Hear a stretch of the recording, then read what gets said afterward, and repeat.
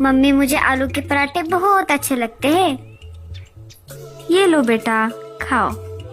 लाडो के पति तोता राजा के महल में सिपाही का काम करते थे। लाडो का परिवार गरीब था। माँ, सर्दियाँ आ गई है। मेरे सारे दोस्त स्कूल में आते समय स्वेटर पहनकर आ रहे हैं। बस एक अकेले मेरे पास स्वेटर नहीं है। रात में भी मुझे बहुत ठंड लगती है। माँ, तुम बाजार जाकर मेरे लिए नया स्वेटर लाओ ना। टीलू, तुम्हारे पास तो पहले से ही एक स्वेटर है ना, उसे क्या हुआ? माँ, वो स्वेटर तो बहुत जगह फट गया है और वो मुझे छोटा भी पड़ रहा है। तुम नया स्वेटर लाओ ना मेरे लिए।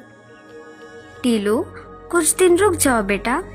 जब तुम्हारे पापा की सैलरी आ जाएगी तब मैं तुम्हारे लिए खुद जाकर बाजार से नया स्वेटर लाऊंगी।